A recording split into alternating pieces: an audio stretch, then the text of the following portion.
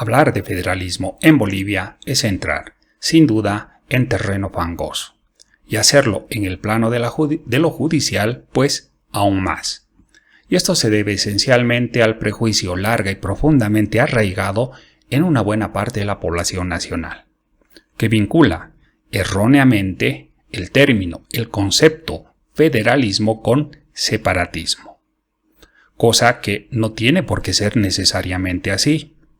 Y es más, un adecuado estudio, imparcial y técnico, puede más bien arrojarnos o permitirnos descubrir algunos elementos que, precisamente por este prejuicio, estuvieron o se mantuvieron alejados de los debates nacionales más importantes, negándonos la posibilidad de diseñar algunas propuestas de reforma desde una perspectiva completamente distinta, que ponga en cuestionamiento las bases mismas de lo existente actualmente, tanto en el plano de la administración territorial general, como también en el plano de la administración judicial. Es en este marco que hemos desarrollado el proyecto de investigación originalmente titulado Federalismo Judicial en Modelos Estatales Compuestos No Federales, el caso de Bolivia, con una vocación claramente interdisciplinaria, pues toca elementos de la ciencia política, de la administración pública, de la teoría de las organizaciones y, por supuesto, el derecho. Este proyecto se ha desarrollado en el marco del postdoctorado que ejecuta la Facultad de Ciencias Económicas de la Universidad de Buenos Aires, para quienes va, por supuesto, nuestro más sincero agradecimiento. Con esto, señalar que el estudio bebe de dos vertientes, dos líneas de trabajo que hemos venido desarrollando de manera regular a lo largo del tiempo. La primera se vincula a los estudios territoriales propiamente dichos, y que tienen como su hito más relevante, en lo personal, la tesis doctoral titulada Descentralización y Relaciones Intergubernamentales en Bolivia, defendida en 2015 en la Universidad Complutense de Madrid. Y por el otro lado, los estudios judiciales, que devienen más bien de la praxis profesional y que han arrojado dos hitos bibliográficos interesantes. El primero de ellos publicado en 2010 bajo el auspicio de el Instituto de la Judicatura de Bolivia, hoy Escuela de Jueces, y que tituló Estructuras de Administración de Justicia en Estados Compuestos, un análisis comparativo. Y el segundo, publicado 7 años después, en 2017, bajo el título Descentralizar la Justicia y bajo el auspicio de la Universidad Mayor, Real y Pontificia de San Francisco Javier de Chuquisaca, entidad académica a la que pertenezco. Estas dos líneas han confluido en una interrogante, que señala o se cuestiona si existe algún modelo de organización territorial general que explique adecuadamente al actual arreglo judicial boliviano.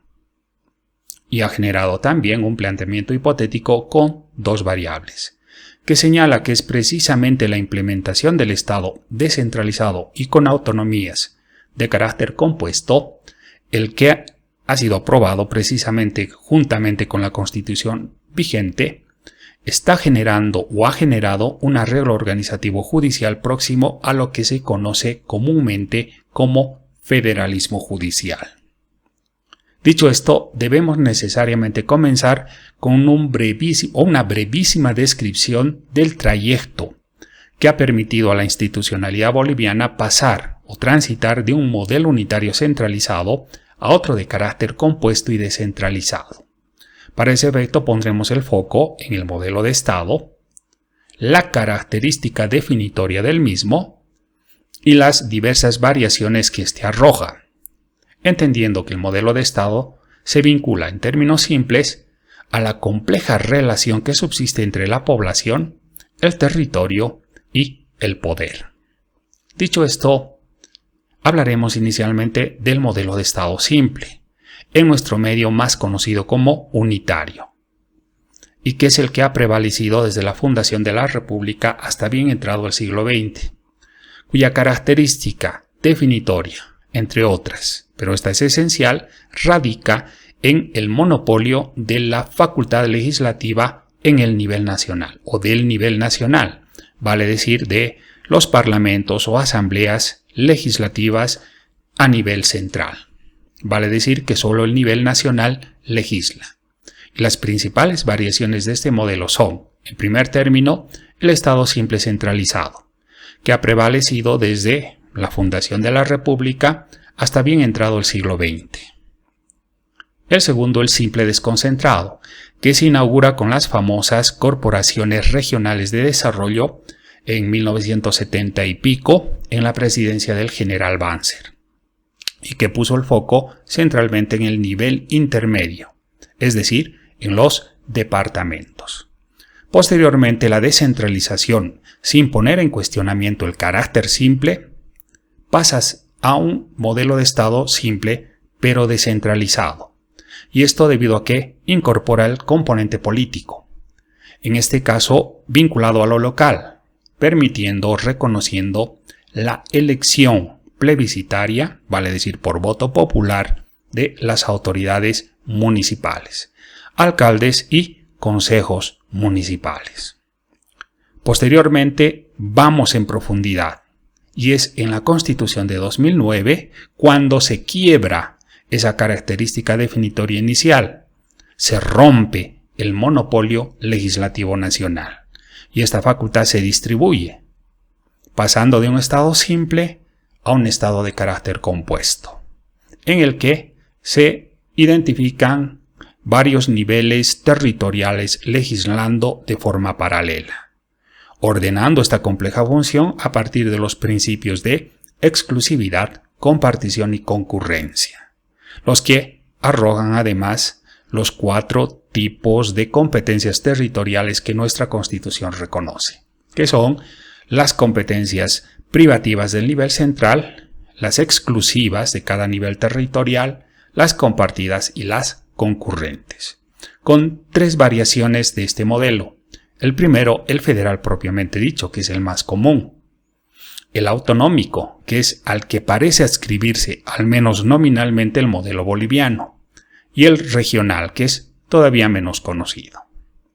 No vamos a ahondar en este debate y vamos a mantener esta descripción o esta enunciación de estas variaciones del modelo de forma ilustrativa.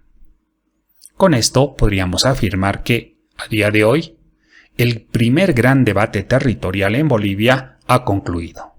Creo que ya es incuestionable que hemos pasado de un estado simple a un estado o un modelo de estado de carácter francamente compuesto, quedando pendiente un segundo momento, un segundo debate que todavía debe efectuarse y que radica esencialmente en determinar a cuál de esas variaciones o modelos nos adscribimos actualmente o nos perfilamos como sociedad, como Estado, sea el federal, autonómico o regional.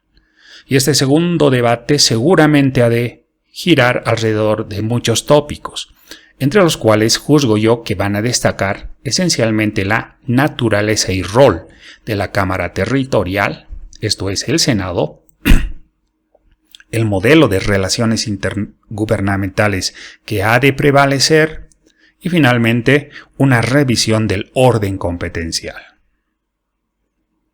Esto está generando o ha generado a día de hoy 2 tipos de gubernamentalidad autonómica. Y esto puede ser bastante cuestionable, objeto de gran debate.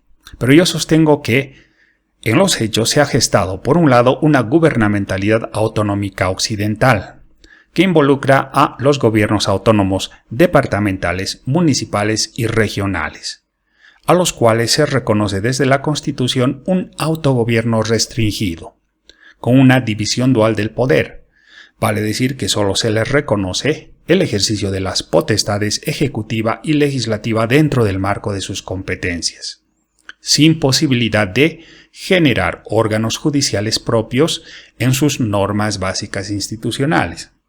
Este es el denominativo con el que en la Constitución se reconoce a los estatutos de autonomía para las autonomías departamentales e indígenas y también regionales y las cartas orgánicas municipales para los gobiernos locales. Por el otro lado, a diferencia del anterior, se viene gestando una gubernamentalidad autonómica indígena originaria campesina, que se guía por un autogobierno ampliado. Vale decir que no hay un límite como existe para el caso de la gubernamentalidad occidental.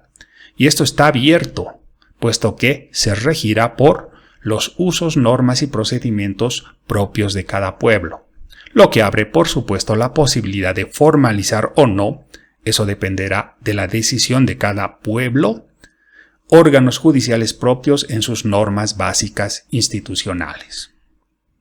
Esto nos permite abrir un debate distinto, en el cual ha de tener importancia central, en primer término, la idea del pluralismo jurídico simétrico que de jure reconoce la Constitución.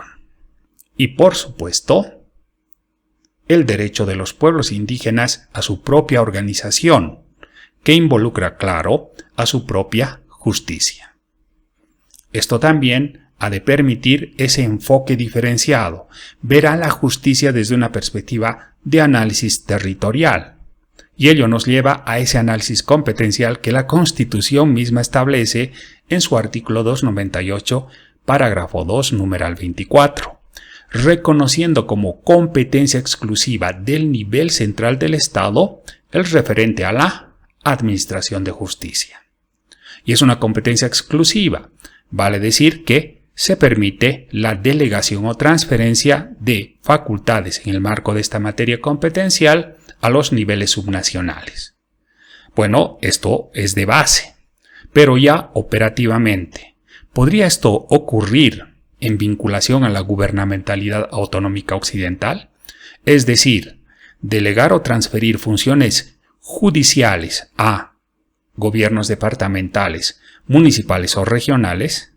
Pues no, por un simple hecho, porque a ese nivel no se reconoce o no existen finalmente órganos receptores de esa competencia habilitados. Vale decir que el único que podría recepcionar competencias judiciales es, por supuesto, un órgano de carácter judicial especializado, y no sería admisible hacerlo a ejecutivos o legislativos, pues ello quebraría por completo el principio republicano. Por ende, esto no puede ocurrir y, en consecuencia, no podemos hablar de un federalismo judicial clásico a este nivel. Sin embargo, esto no quita que podamos hablar y considerar algunos elementos de descentralización, para lo cual habrá que realizar ajustes, quizás importantes, a la Ley Orgánica Judicial. Ya vamos a ver cómo. Por el otro lado, la cosa cambia, puesto que aquí esa competencia sí se hace dinámica. Vale decir que a este nivel existen en primer término o podrían existir órganos judiciales propios de los pueblos indígenas, formalizados como tales junto con el resto de su institucionalidad. Pero si esto no ocurriera, tampoco la competencia se queda inmóvil, puesto que el ejercicio de la justicia también se abre más allá de la formalización de forma directa, en aplicación del pluralismo jurídico o con el simple ejercicio de los derechos de los pueblos indígenas a su propia justicia, como ha venido ocurriendo y lo vamos a ver más adelante. De esta manera, a este nivel sí podría hablarse, y todavía esto es hipotético, lo vamos a clarificar más adelante, de un federalismo judicial, pero asimétrico, y lo vamos a explicar también por qué, ya que de jure se reconoce un pluralismo jurídico simétrico, vale decir que ambos tipos de justicia, la de carácter occidental y la de carácter ancestral indígena, tienen la misma jerarquía. Ninguna se superpone o se subordina a la otra. Eso sí, ambas tienen vinculación o gozan de un mismo techo, que es la Constitución. Y esto también me lleva a afirmar que la ley de deslinde jurisdiccional desde este enfoque termina siendo una ley de transferencia de facultades en materia de administración de justicia. Esto también podría llegar a ser cuestionable, pero para eso está el estudio, para debatir. Con ello, debemos asumir una visión por capas para entender el sistema de justicia boliviano. Y podríamos partir desde lo general hablando de un macrosistema de justicia plural, que albergaría en su seno un subsistema de justicia occidental, compuesto por la justicia ordinaria, claro, la justicia agroambiental, las jurisdicciones especiales y el principal órgano de gobierno judicial, que en este caso es el Consejo de la Magistratura.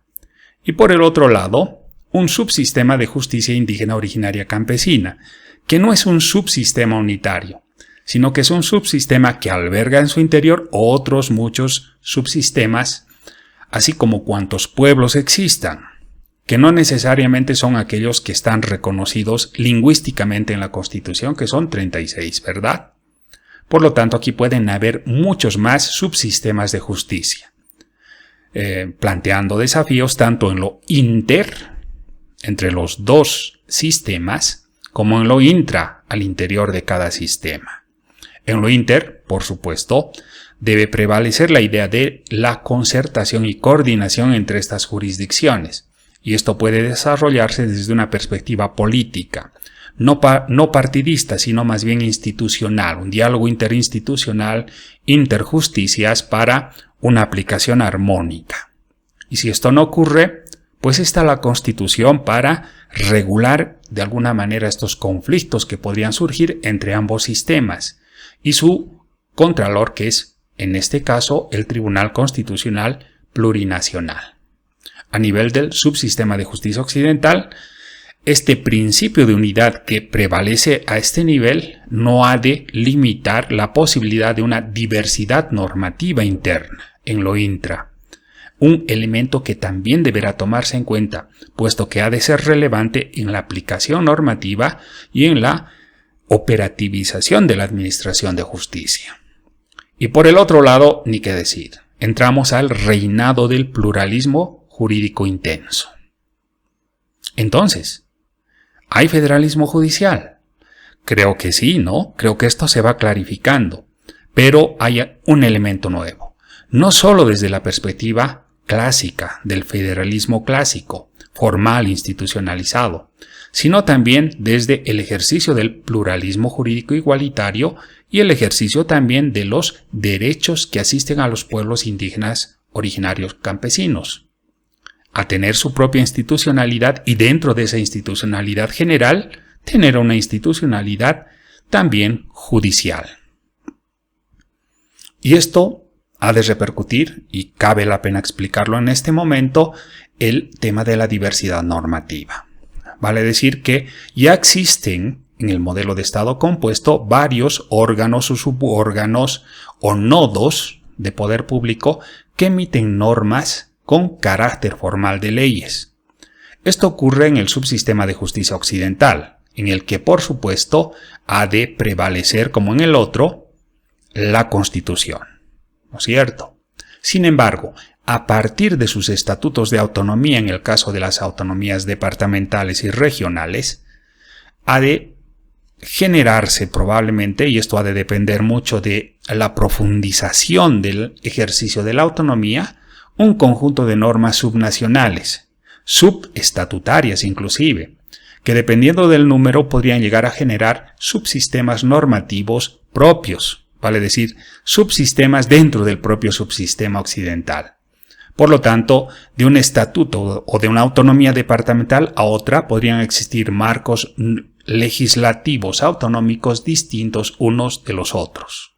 Lo mismo ocurriría con las cartas orgánicas municipales, que si bien han de respetar, por supuesto, la Constitución como el techo, el elemento que brinda cohesión a todo el sistema normativo general, podrán generarse normas municipales subnacionales. Y conforme se vaya dinamizando el proceso autonómico, este número de normas ha de ir creciendo hasta conformar subsistemas normativos también diferenciados. Vale decir que de un municipio a otro pueden existir normas, si bien parecidas, también algo distintas. Y a eso se ha de sumar, por supuesto, la necesidad de lo interorgánico, o mejor, lo interjurisdiccional, ¿Qué ocurre a nivel del del subsistema de justicia ancestral? Aquí habíamos dicho que estamos en el reinado del pluralismo intenso, por lo tanto, habrán tantos subsistemas normativos como pueblos indígenas existan y se asuman a sí mismos como tales. Así, aquí hemos graficado solamente esto, que son, digamos, 5 subsistemas, entre los cuales han de existir similitudes y, por supuesto, también diferencias. Aquí está lo inter, como ya hemos venido diciendo. Finalmente existe un mismo techo competencial y un único sistema de justicia nacional. Complejo, cierto, pero al mismo tiempo único, general, que ha de requerir de que estos dos grandes mundos, estos dos grandes subsistemas dialoguen, coordinen entre sí para establecer un cierto grado no autonomía, sino armonía entre ambos. Prosigamos. Entonces, si queremos hablar de federalismo judicial, desde una perspectiva clásica hay que tomar en cuenta 4 elementos que hacen precisamente al concepto de federalismo en general. El primero, estamos hablando no de un tipo concreto, de un sistema político específico, sino más bien de una amplia categoría de sistemas políticos en los que, a diferencia de los sistemas unitarios, donde hay una autoridad central única, en este caso existirían 2 o más niveles de gobierno, es decir, unidad y pluralidad conviviendo. B. Y que además combinan elementos de gobierno compartido, instituciones comunes, las instituciones nacionales, con autogobierno de las unidades de gobierno constituyentes. Es decir, esa combinación siempre compleja, siempre delicada, entre lo unitario, lo general y lo particular, entre el gobierno general y el autogobierno de las unidades subnacionales. Y esto ha de tener repercusiones en lo judicial, y es por ello que en este punto citamos el artículo 30, parágrafo 2, numeral 5 de la Constitución, que reconoce como derecho de los pueblos indígenas a que sus instituciones sean parte de la estructura general del Estado. ¿Qué entendemos de ello? Que los pueblos indígenas podrán decidir si quieren formalizar su institucionalidad de gobierno en el marco de la institucionalidad formal general. Y esto requiere de un procedimiento complejo para ejecutarse. Y al hablar de su institucionalidad subnacional se incluiría también, por supuesto, su propia institucionalidad u organización judicial, que aplicará sus propias normas, claro, en el marco de sus competencias y siempre respetando la Constitución política del Estado. Esto ha venido ocurriendo ya en los hechos, y hemos utilizado un indicador interesante, el de los conflictos de competencias por un lado y el de la formalización de las organizaciones judiciales indígenas en sus estatutos de autonomía aprobados. Comencemos por lo segundo. Nos referimos a esa formalización de la justicia indígena en los estatutos, pasando a ser o a formar parte ya de una burocracia formal que a su vez forma parte, este subsistema burocrático, de un subsistema mayor, que es el subsistema o el gran sistema de justicia o el gran sistema nacional. Aquí tenemos 7 ejemplos, no son ejemplos, son en realidad los únicos 7 pueblos indígenas que han decidido esta formalización. Por ejemplo, hablamos del pueblo Charagua y Ambaé, de cultura guaraní asentado territorialmente en la provincia cordillera en Santa Cruz. Tiene algunos artículos referentes a su justicia, pero hemos rescatado el que consideramos el más ilustrativo. En este caso, el artículo 48 de su estatuto ya aprobado y vigente, que indica que la administración de justicia en esta autonomía está estructurada por 3 niveles, algo así como 3 instancias. Primero, capitanía comunal a nivel de la comunidad, el núcleo territorial, digamos, menor. Segundo, capitanía zonal, que ya es un territorio mayor al comunal. Y 3, interzonal guaraní, el general, de toda la autonomía, y se conforma por las zonas Guaraní-Charagua y Ambaé de toda la autonomía. Tomemos otro ejemplo, en este caso que es de tierras altas, y que tiene la característica de una ancestralidad intensa, es decir, que ha mantenido su grado de organización propia y muy particular, ese grado de ancestralidad. Hablamos de Uruchipaya, del pueblo Uruchipaya, que corresponde también a la cultura chipaya y asentada en la provincia de Sabaya del departamento de Oruro. El artículo 51 de su estatuto aprobado y vigente señala: las instancias encargadas de administrar justicia son, también va por niveles, a.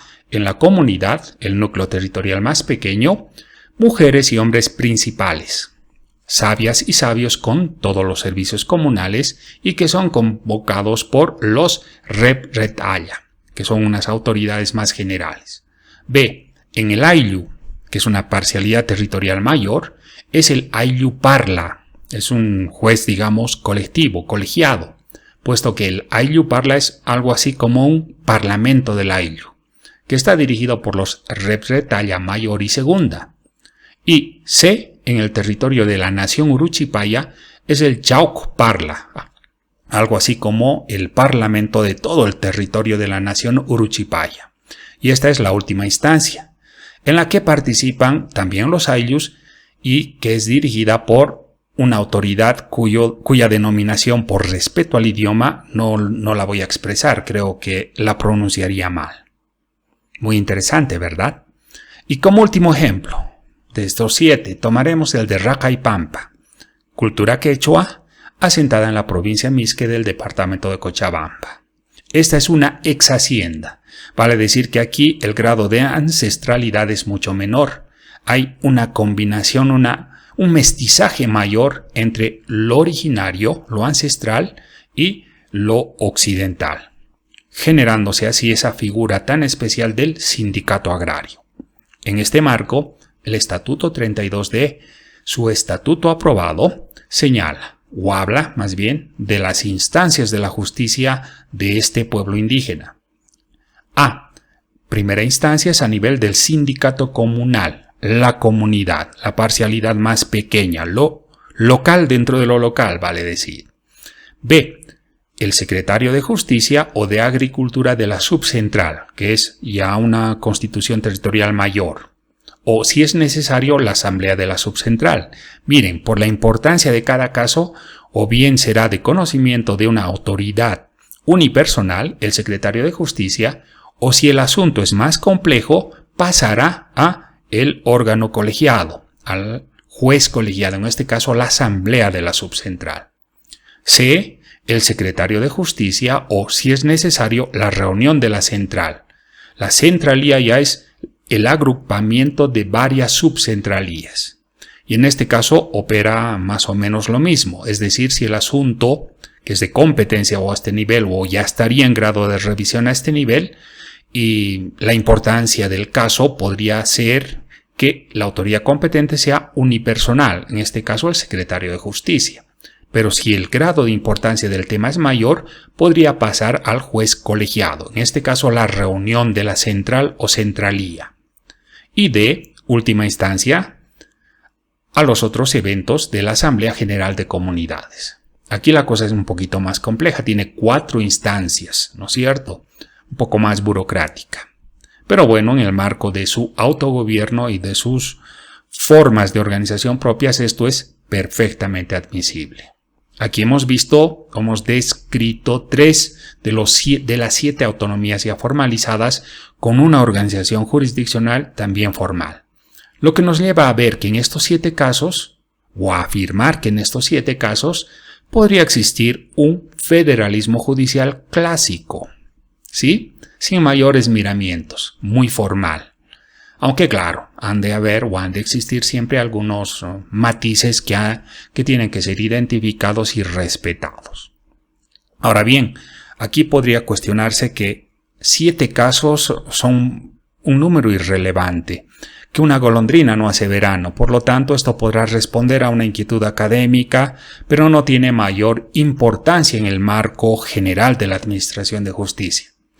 Bien, esto puede ser cierto, pero ojo, no se requiere de esa formalización para el ejercicio de la administración de justicia indígena, necesariamente. Ya habíamos dicho que bien puede ser formalizada en sus estatutos o bien puede ser ejercida a partir de el reconocimiento del pluralismo jurídico igualitario, de jure, y del ejercicio directo de sus derechos como pueblos indígenas, uno de los cuales se vincula a su propia institucionalidad y dentro de ella a su propia organización judicial.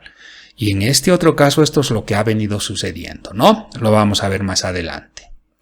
Para este efecto, primero tendríamos que considerar estos elementos, un poco lo que hemos dicho. El artículo 30, parágrafo primero de la Constitución señala con claridad que es nación y pueblo indígena originario campesino toda colectividad humana que comparta identidad cultural, idioma, tradición histórica, instituciones, territorialidad y cosmovisión, cuya existencia es anterior a la invasión colonial. Y este es el elemento histórico que justifica precisamente que se reconozca la justicia, incluso sin formalización autonómica. La preexistencia vale decir que esa justicia se ha generado antes de la fundación republicana, inclusive antes de la colonia, y se ha venido ejerciendo de manera más o menos regular hasta el día de hoy, un poco al margen del Estado formal. Por lo tanto, eso se respeta a partir de esa idea de la preexistencia.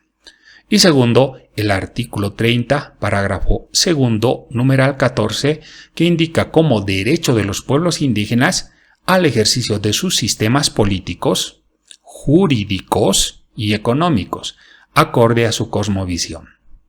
Esto abre la puerta a que, más allá de la formalización autonómica, existe un funcionamiento muy dinámico de la jurisdicción indígena originaria campesina. Y esto ha venido ocurriendo, como les decíamos antes, puesto que hemos tomado, en este caso, un indicador concreto, fáctico. Los conflictos de competencias que se han suscitado de manera formal ante el Tribunal Constitucional entre la justicia indígena originaria campesina y la justicia ordinaria, que es bastante conflictiva esa relación, puesto que coexisten en un mismo territorio, ¿verdad? Funcionan paralelamente. Y la determinación de la competencia para el conocimiento de un asunto concreto muchas veces conlleva a conflictos. Aquí tenemos solo 7 ejemplos. Veamos el primero. Se trata del Sindicato Agrario de la Comunidad Campesina Palala Alta en Tupiza, valles interandinos del departamento de Potosí. La justicia indígena originaria campesina demanda al juez del Tribunal de Sentencia Penal y Juzgado de Partido del Trabajo y Seguridad Social y Sentencia Penal primero de Tupiza, reclamando competencia para el conocimiento de un determinado caso. Este se sustancia ante el Tribunal Constitucional y se emite la resolución que la dirime mediante la Sentencia Constitucional Plurinacional 061 de 20 de diciembre de 2023, declarando competente a las autoridades indígenas. Tomemos otro ejemplo, en este caso de Tierras Bajas. Las autoridades del territorio indígena Parque Nacional Isiboro-Secure, TIPNIS, todavía no formalizada como autonomía y no sabemos si querrán formalizarse, pero que ejercen su justicia. Y en ese ejercicio encuentran un conflicto de competencias con el juez de instrucción penal segundo de la capital, Beni. Conflicto que se resuelve ante el Tribunal Constitucional mediante la emisión de la Sentencia Constitucional Plurinacional 0138 de 5 de diciembre de 2023, declarando competentes de la misma forma a las autoridades indígenas. Y así aquí tenemos 7 ejemplos. Pero sería irrelevante solamente 7, al igual que en el anterior caso. Pues no, estos sí son solamente ejemplos, ya que en 2023 han ocurrido 399 conflictos de competencias entre la justicia indígena y la justicia originaria. ¿Sí? Y esto ha merecido también la emisión de 399 sentencias constitucionales plurinacionales en este marco. ¿Esto qué nos indica? Nos indica que al margen de esa formalización de la autonomía y dentro de ella de la organización judicial propia de cada pueblo indígena, esta justicia ha venido funcionando de manera regular, e inclusive intensa. Entonces, si en 2023 han sido 399, en 2024 Imaginamos o presumimos que han sido un número igual, poco mayor o menor, y lo mismo en 2025. No lo hemos podido explicitar en un cuadro toda vez que las bases de datos del tribunal en esos años no estaban del todo actualizadas. Pero bueno, creo que con esto ya es suficiente, ya que nos muestra lo que hemos estado afirmando. Más allá de la formalización, la justicia indígena originaria campesina tiene vida propia y se ejerce de forma regular, generando inclusive conflictos de competencias. Entonces, ya para definir, ¿existe o no federalismo judicial en Bolivia? Para ello, primero debemos entender que para hablar de federalismo judicial en cualquier ámbito, se deben cumplir 3 presupuestos y 3 requisitos. Y vamos a ver, bueno, primero los vamos a describir y luego vamos a ver si se cumplen o no, de acuerdo a todo lo que se ha descrito anteriormente. Primero, que exista un modelo de Estado compuesto con poder y competencias territorialmente distribuidos. ¿Se cumple? Claro que sí. En Bolivia tenemos un Estado compuesto, con poder y competencias territorialmente distribuidas, varios tipos autonómicos, ¿verdad? Además, todos con poder legislativo. Se cumple. B. Que exista un ordenamiento normativo complejo, en el que convivan subsistemas normativos diferenciados, pero todos bajo un mismo techo competencial, ya que finalmente somos un solo país y finalmente es un mismo sistema de justicia, aunque se albergue internamente muchos subsistemas en el marco del pluralismo. Se cumple. Y C. Una potestad judicial estructurada en al menos 2 sistemas y jurisdicciones funcional y organizacionalmente independientes. Para ir por lo bajo, existen esos 2 grandes subsistemas y esas 2 grandes organizaciones judiciales, la occidental o de raigambre occidental y la indígena originaria campesina, ambas vinculadas por el pluralismo jurídico simétrico reconocido por la Constitución. Es decir, por lo menos, como hemos visto, internamente dentro de cada subsistema también subsiste un grado de diversidad variable. Por lo tanto, estamos ante un sistema de pluralidad intensa. Se cumple. Ahora hablemos de los 3 requisitos. A ver, como requisito debe existir una autonomía institucional en lo judicial. Claro que sí. Las jurisdicciones indígenas son autónomas de la jurisdicción occidental y viceversa. Funcionan de manera separada inicialmente, vinculadas finalmente, porque ambas se someten a la misma Constitución. Se cumple. B. Que exista una autonomía organizacional jurisdiccional propiamente dicha. ¿Sí? Que cada juez tenga esa facultad de resolver el problema sin injerencia de otro juez de otro sistema. Por supuesto que existe, al menos formalmente. Y C, finalmente, la articulación entre el sistema central, que en este caso, ¿cuál sería el sistema central? Pues ninguno, hay 2 subsistemas, y el sistema central es el sistema total, que estaría en todo caso vinculado a la Constitución y en caso de conflicto a el guardián de la Constitución, que es el Tribunal Constitucional Plurinacional.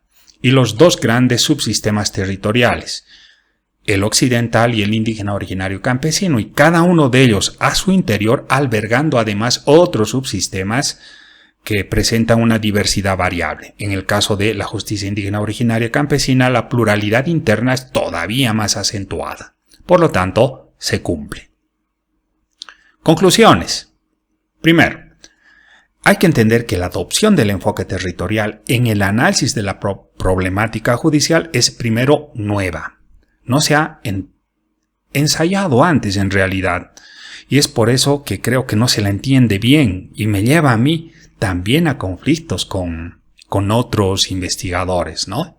Sin embargo, creo que abre una nueva línea de investigación procurando recuperar algunos elementos o escenarios analíticos que han sido poco explorados y lo que ha de permitir también la renovación del debate, permitiendo visibilizar esos factores que habíamos mencionado a un inicio que no se los ha podido ver precisamente por ese prejuicio.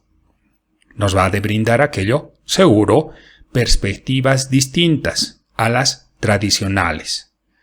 Es decir, hay que dejar de postergar estos elementos, puesto que, más allá de los prejuicios, un debate técnico ha de permitirnos, primero, identificarlos y segundo, hacerlos parte de ciertos planteamientos de mejora.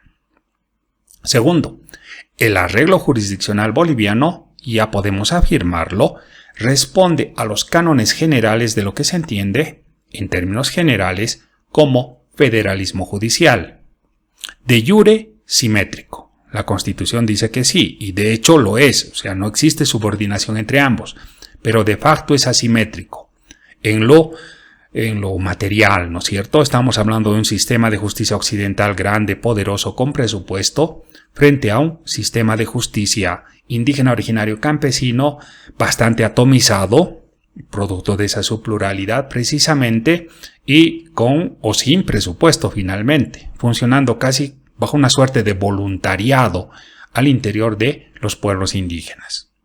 Por lo tanto, tanto desde la perspectiva clásica existe federalismo, cuando la autonomía se formaliza, en los 7 casos que hemos visto. En esos 7 casos la relación ya es prácticamente federal. Ahora 7 casos son muy pocos, es verdad, pero más allá de ello también hemos dicho que la justicia tiene vida propia y muy dinámica además al margen de esa formalización y se motoriza a partir, de manera directa además, a partir del pluralismo jurídico igualitario y el autogobierno como un derecho de los pueblos indígenas. Y C, finalmente, los cambios territoriales que hemos sufrido o que hemos gozado, depende de la perspectiva, han tenido efectos, tanto a nivel intrasistémico como intersistémico. Quizás no los hemos visto con claridad, pero estos se han sucedido y están planteando desafíos importantes para una organización judicial que hasta el momento no ha tenido capacidad de adaptarse al modelo de Estado compuesto constitucionalmente establecido. Si ustedes hacen un análisis simplemente normativo y comparan la antigua ley de organización judicial con la actual ley orgánica del judicial, no hay grandes diferencias, honestamente. Más allá de la elección plebiscitaria de las autoridades de los más altos tribunales, pues no hay grandes novedades, ¿verdad?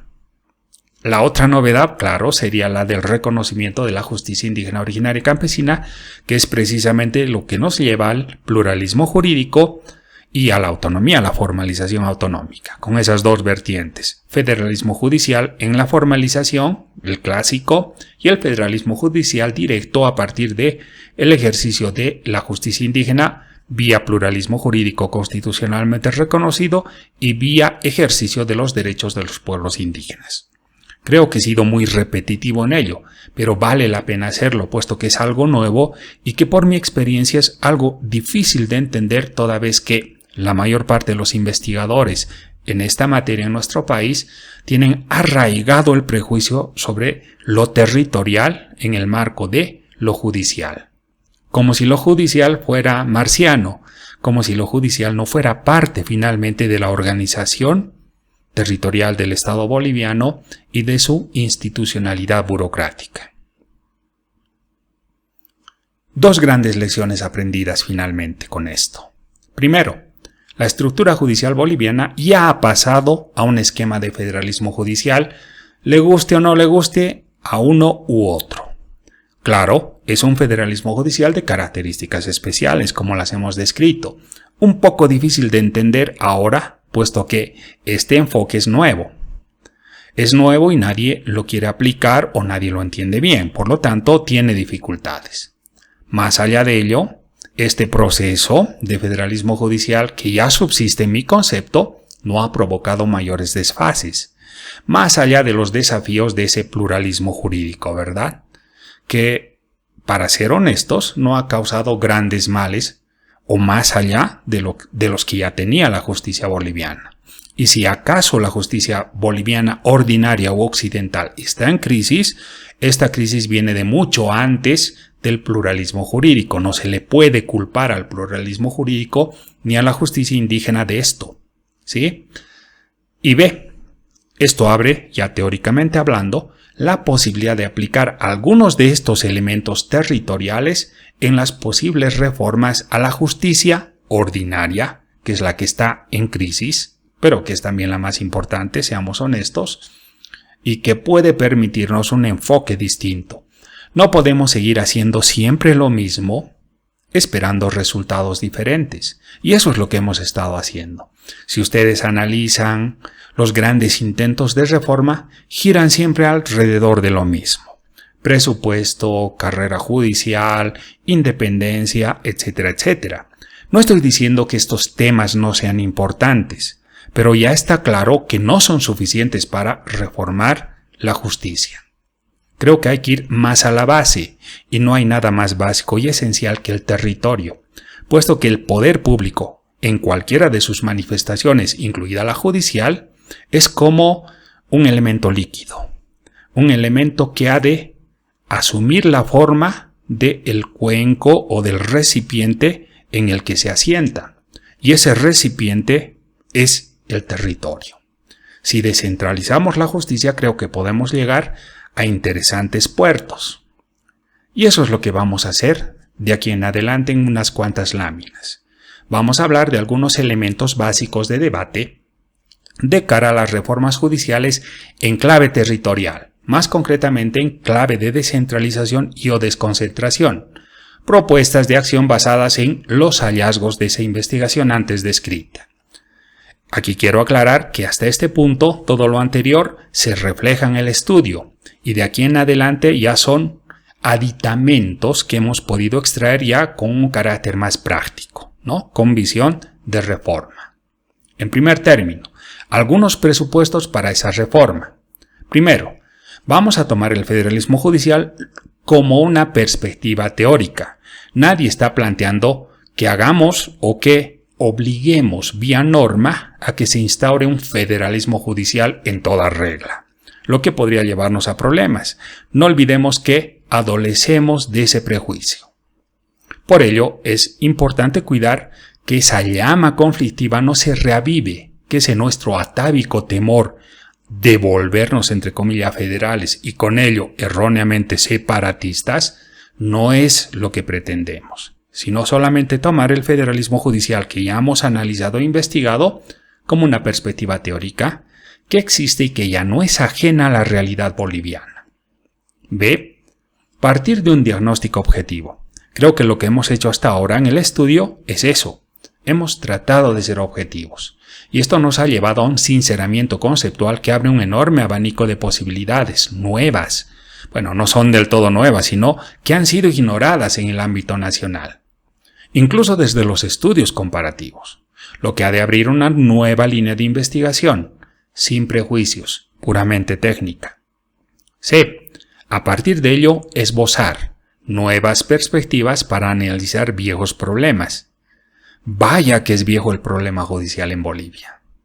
Creo que es desde la colonia, ¿no es cierto? Se han intentado reformas y no se ha llegado a buen puerto en ninguna de ellas. Pues bueno, quizás sea hora de mirar de manera diferente ese viejo problema, ¿sí? Y una nueva manera de hacerlo es analizarlo también, sin descuidar otros enfoques y perspectivas, también desde lo territorial, y pergeñar propuestas innovadoras de ajuste y o reforma en el ámbito judicial, claro. Y finalmente, realismo, es decir, no ser ingenuos, no esperar cambios radicales en el corto plazo. Políticamente son inviables y social e históricamente creo que ajustar mucho la cuerda o jalar mucho la cuerda puede provocar que ésta se rompa. Por lo tanto, hay que ser realistas, precavidos, progresistas en un sentido distinto al de los neoconstitucionalistas, puesto que es muy probable que los grandes cambios no se puedan realizar. Muchos de ellos por la imposibilidad de reformas constitucionales. Por lo que hay que pensar en cambios legales de efecto extensivo. Por eso les decía antes, debemos concentrarnos en la ley de organización judicial. Haciendo ajustes a ese nivel podemos lograr estos cambios de profundidad media, pero de efecto bastante extensivo. Vamos a ver más adelante cómo. Efectos analíticos de esta perspectiva en la estructura judicial ordinaria, a la que hemos llamado quizás de manera abusiva como occidental.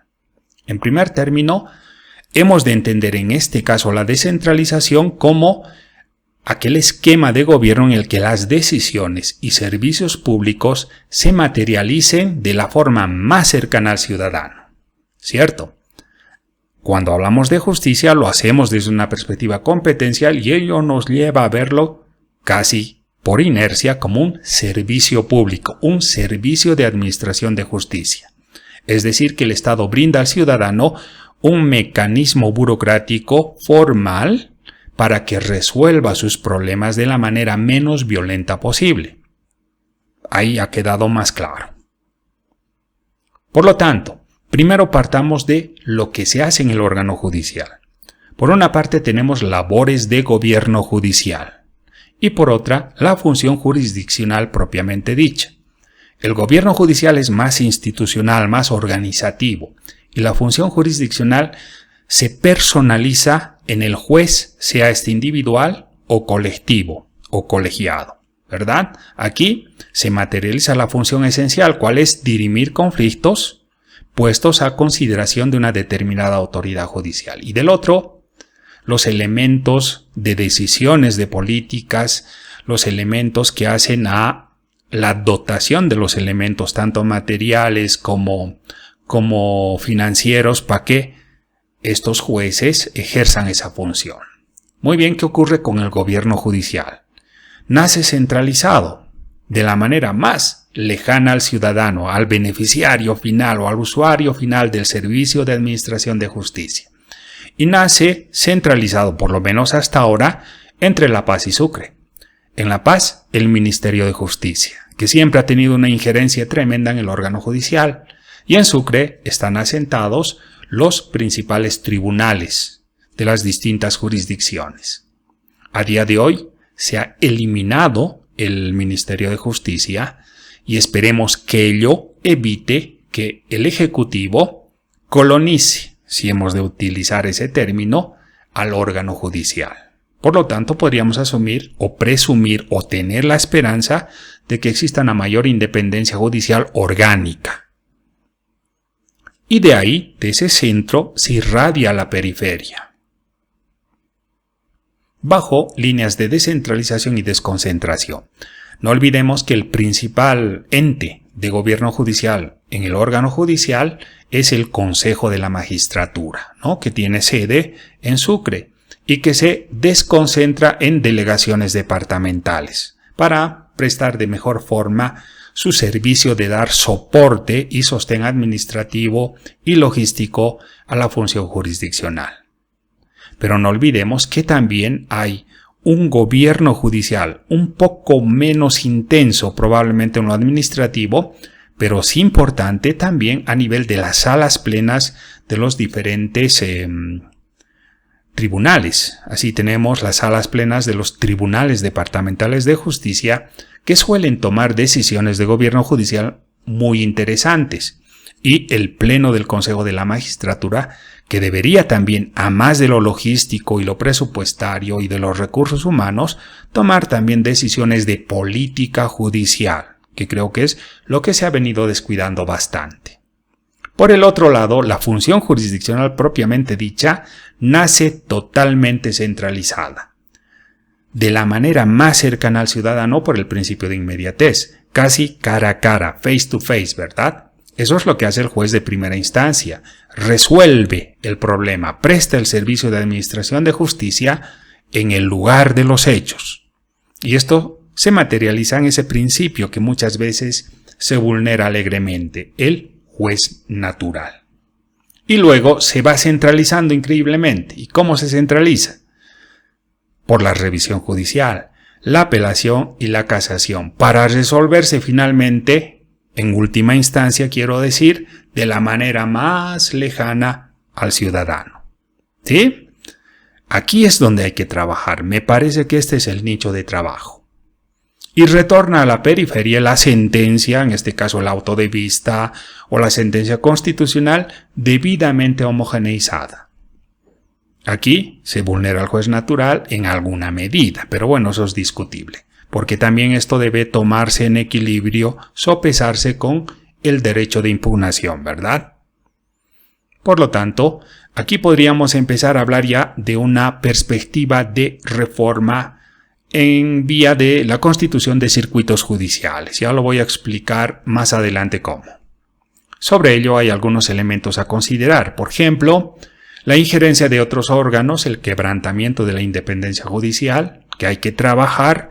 Ya se ha eliminado el Ministerio de Justicia. Creo que puede ser un primer paso interesante, pero hay que perfilar otros. La autoorganización limitada. Esto es constitucional, pero puede aprovecharse, es decir, dense cuenta. Desde mi perspectiva, la organización gubernamental boliviana implica órganos de gobierno diferenciados, de primera y segunda. Los de primera son aquellos que pueden autoorganizarse a sí mismos. Existe un autogobierno completo de esos órganos. ¿Y cuáles son? El Ejecutivo, que se organiza a sí mismo con el decreto de organización judicial, como debe ser además en un arreglo presidencialista, como el nuestro. Y el Legislativo, que se organiza a sí mismo, vía Constitución obviamente, en sus previsiones más generales, y que se regula subconstitucionalmente a partir de sus propios reglamentos. Pero ¿qué ocurre con el judicial y el electoral? Que ellos no se autoorganizan a sí mismos. Sus normas orgánicas no las elaboran y aprueban estos mismos órganos, como creo que debería ser, sobre todo en el judicial. Sino es que la propia Constitución, por un mandato, una reserva de ley, que es organizada por el legislativo, por el órgano político mediante una ley, la Ley Orgánica Judicial. Y lo propio ocurre con el órgano electoral, que no se regula a sí mismo, sino que es el Legislativo Nacional el que emite una norma, ¿sí? Una ley orgánica del régimen electoral y del órgano electoral. Por consiguiente, el judicial tiene una autoorganización limitada en la LOJ. Sin embargo, la LOJ, la Ley Orgánica Judicial, puede ser reformada. Y aquí es donde hay que trabajar políticamente, ya que en esa LOJ está, yo diría, un 50% de la reforma judicial necesaria, inclusive sin cambio constitucional. Hay que considerar aquello. Y finalmente hay una oportunidad desaprovechada, probablemente, bueno, esto es hipotético, debido a que durante los 20 años de gobierno anteriores hubo una hegemonía casi total, una hegemonía política. Por consiguiente, el órgano judicial seguramente no ha tenido incentivos como para poder actuar al margen de los mandatos del órgano más poderoso, como es el Ejecutivo, ¿verdad? No ha tenido incentivos ni ha debido tener tampoco el deseo de hacerlo. Por consiguiente, se ha autorrestringido en el ejercicio de su capacidad reglamentaria. Y vemos que felizmente esto está cambiando. Ha habido una instructiva del Tribunal Supremo de Justicia que ha permitido realmente una revisión de muchos casos en los que el tiempo límite para la sustanciación de procesos penales se vaya respetando como debe ser, ¿no? Entonces ya hemos tenido un órgano normativo emitido en el marco de la capacidad reglamentaria del Tribunal Supremo, parte del gobierno judicial, en ese sentido. Y han habido también otros casos, uno muy interesante que vamos a describir más adelante. Por lo tanto, hablar de descentralización a nivel de la justicia es un poco distinto, ¿verdad? Aquí lo hemos visto. Pero también abre escenarios interesantes para la reforma desde perspectivas diferentes. Ahora bien, un poco más de la función jurisdiccional, que nace en primera instancia a nivel local, si hemos de tomar términos territoriales, en el lugar del hecho, con un juez natural intenso, con un derecho al juez natural muy intenso, face to face, y a nivel local. Luego, por el principio de impugnación, o derecho de impugnación, perdón, pasa a segunda instancia, y del lugar del hecho se va a la capital de departamento. Y es resuelto por el Tribunal Departamental de Justicia. Se aleja del lugar del hecho. Se disminuye la intensidad del ejercicio del juez natural y se resuelve a nivel intermedio departamental. Y hay una lejanía, ¿verdad? Y finalmente, llega a casación. Se aleja aún más, mucho más del lugar del hecho, el juez natural prácticamente está diluido y se resuelve a nivel nacional en Sucre, para luego volver para su ejecución en primera instancia. A esto hay que sumar los recursos constitucionales, que pueden darse en cualquier nivel y que cada vez la jurisdicción constitucional es más intrusiva, producto probablemente de ese enfoque de derechos que se exagera muchas veces y que al final hace que un problema se resuelva de forma paralela en la justicia ordinaria y en la justicia constitucional, lo que enrevesa el procedimiento general, lo ralentiza y hace que la población pierda fe en ello. Es algo muy peligroso que hay que revisar. En este marco, ¿qué podemos hacer? Algunos esbozos. Yo considero que sin tocar la Constitución podríamos hablar de una reingeniería de procesos judiciales. ¿Y esto qué implica? Trabajar en la ley orgánica judicial y en los códigos procesales. Bajo la idea de que hay que revisar en base a la catalogación general estos procedimientos y recatalogarlos. Primero, hay procesos de única y última instancia, ¿sí o no? Podrían ser los monitorios civiles que no se llegan a ordinarizar, por ejemplo, se resuelven en única y última instancia. Podríamos hablar de aquellos en los que la ciencia ya es suficiente para llegar a la verdad, no solo judicial, sino material del hecho. Se me ocurre pensar en un procedimiento de reconocimiento de paternidad. Ya no debería existir prácticamente ningún proceso, sino simplemente una declaración judicial en base a un análisis de ADN, ¿no es cierto? Simplificamos las cosas tomando los elementos que la ciencia a día de hoy nos brinda. No es necesario enrevesar con tecnicismos jurídicos aquello o con interpretaciones a veces muy temerarias de la norma. Creo que debemos retornar o tratar de aproximarnos al principio de verdad material en términos inclusive científicos. La ciencia ha avanzado mucho en ello. Hay que pensar qué procedimientos pueden ser tan expeditos que podrían ser catalogados como procesos de única y última instancia, vale decir que no requieren de ningún tipo de impugnación. B. Procesos de primera instancia y apelación, solo 2 instancias. Y aquí estaríamos hablando, yo juzgo de la mayor parte de los procesos. Ya la Corte Interamericana, los principios y las normas internacionales establecen que el derecho de impugnación debe contemplar al menos 2 instancias de revisión, la doble revisión, y con esto se cumpliría, ¿verdad? Peor si entendemos que la casación ya no es una revisión más, sino es un juicio nuevo de puro derecho, en el que el debido proceso, la posibilidad de presentar prueba y defensa ya es mucho más reducido, ¿no? Por lo tanto, la mayor parte de los procedimientos deberían terminar a nivel departamental en grado de apelación, creo yo. C. Los más complejos, los de 3 instancias, primera, segunda instancias y casación, que es un juicio nuevo de puro derecho. Aquí, digo, esta categoría no tiene por qué ser eliminada, pero entenderíamos que aquí corresponderían los procesos más complejos, los de última ratio, aquellos que merezcan realmente que se ponga tanta atención y se invierta tanto de los recursos públicos en su resolución. Y D. Los procesos de primera instancia y casación. Medio complejo esto, ¿verdad? Pero sucede que en Bolivia hay un procedimiento de esta naturaleza, que es el procedimiento agrario. En primera instancia, ante el juez agroambiental, que resuelve el asunto a nivel local o departamental, es un poco más complejo ahí, y todo viene en grado de casación ante el Tribunal Agroambiental. Vale decir, son procesos de primera instancia y casación. Esto habría que revisar, me parece un poco.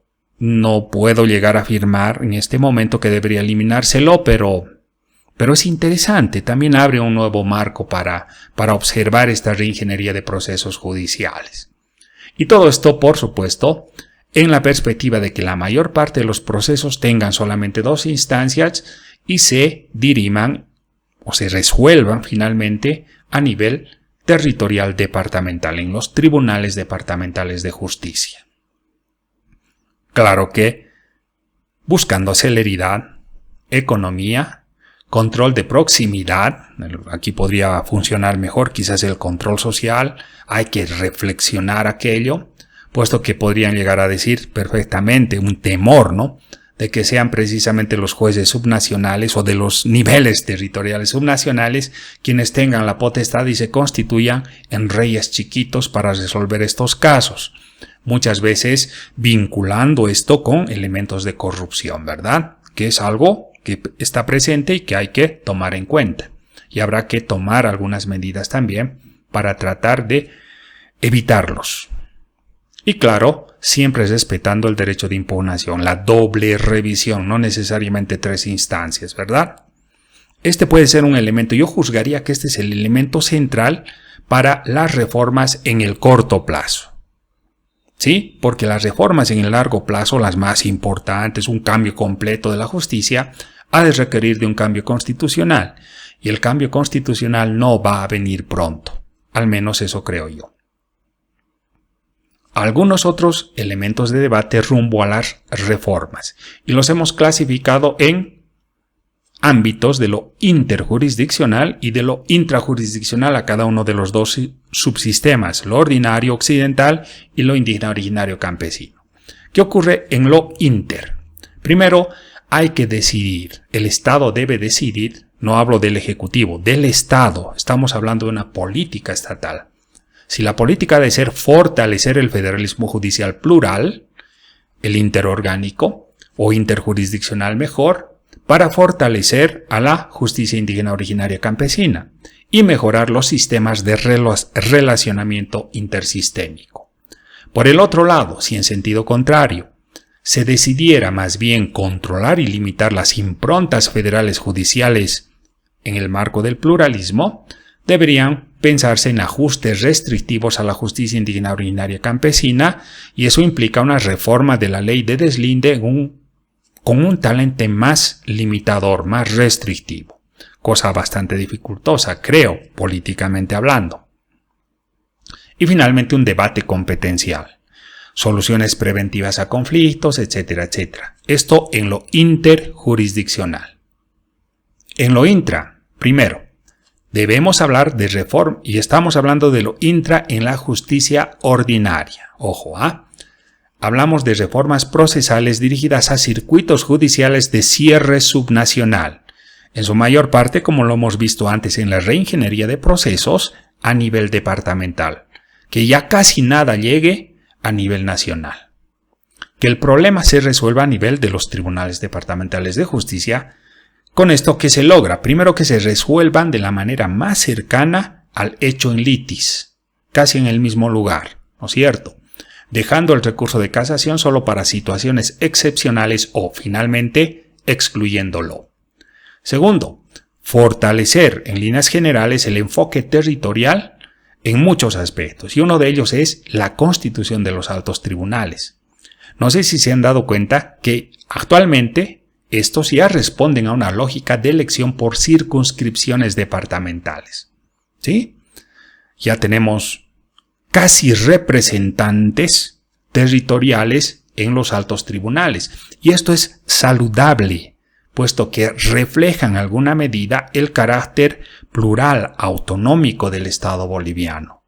Por lo tanto, no es una representación política propiamente dicha, aunque algo de ello tiene, porque si cuelan esto a la elección popular, pues podríamos llegar a decir que realmente la legitimidad de un magistrado del Tribunal Constitucional corresponde estrictamente a el electorado de un departamento.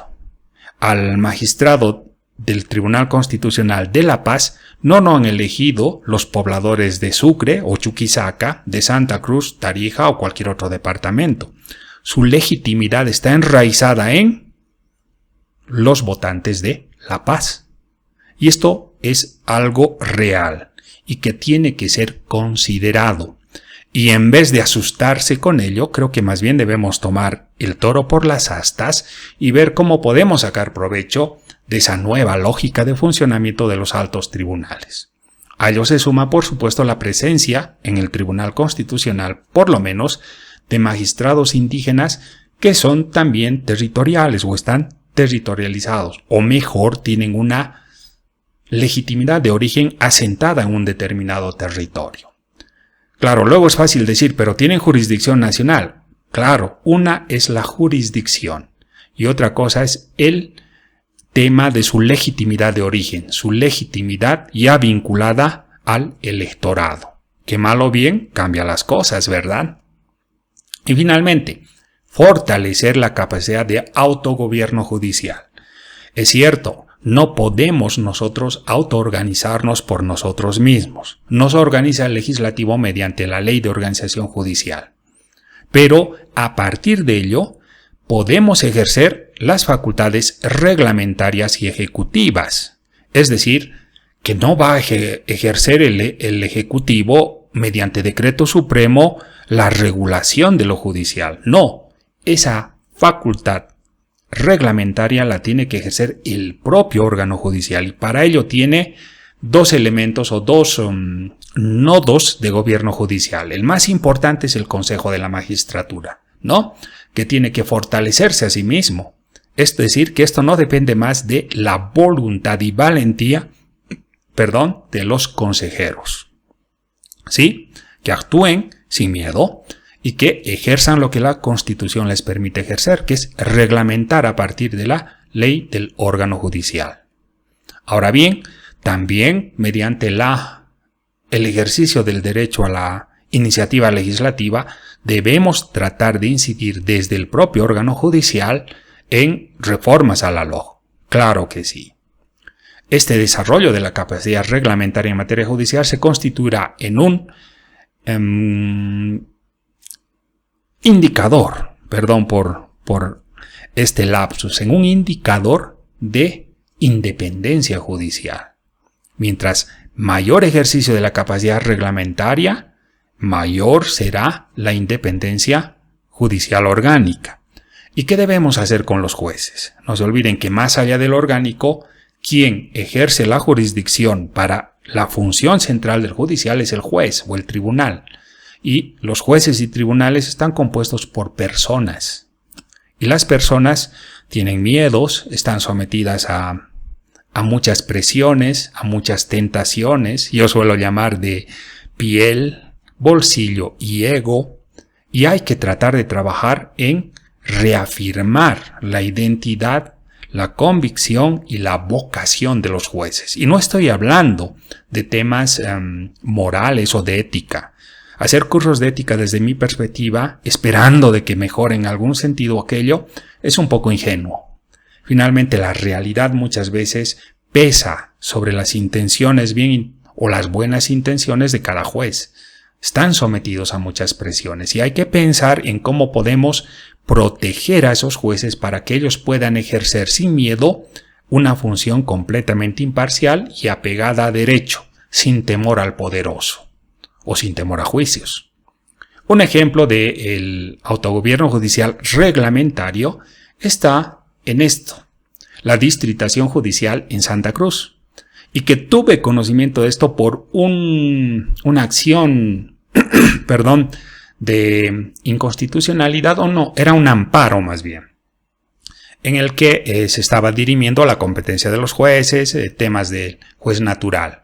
Y tuve conocimiento de este instructivo, el 02-2016 del 1 de abril, emitido por la Sala Plena del Tribunal Departamental de Justicia de Santa Cruz, que finalmente tuvo como finalidad, y esto es textual, delimitación o delimitar la jurisdicción de sedes judiciales del municipio de Santa Cruz de la Sierra y la conformación de la zona judicial metropolitana y la zona judicial de norte integrado para el despacho de diligencias, citaciones y notificaciones. Muchos dirán, esto no es gran cosa. Sí, pero nos da un ejemplo de lo que se puede llegar a hacer. Con este pequeño instructivo lo que se ha hecho es redefinir la competencia territorial de los jueces. Y lo ha hecho un Tribunal Departamental de Justicia. No necesariamente el Consejo de la Magistratura, ¿no? Y este es un ejemplo de ejercicio de la capacidad reglamentaria que asiste tanto al Consejo de la Magistratura como a las salas plenas de los tribunales departamentales. ¿Sí? Interesante, ¿verdad? Creo que se puede. Con esto habríamos concluido. Finalmente, la idea es tratar de identificar desde la academia unas nuevas formas de ver, de analizar y unas nuevas perspectivas para la construcción o diseño de planteamientos de reforma con miras al mejoramiento de la administración de justicia. Se los dejo ahí para la reflexión y espero que a partir de ello exista debate. Si no, creo yo, vamos a volver a dar vueltas sobre lo mismo. Vamos a agarrar el tema del presupuesto, de la carrera judicial, de la independencia, sin que nada cambie. ¿Cierto? Lo que tenemos que hacer es atacar la base misma. Y la base misma finalmente es, como casi en todos los casos, territorial.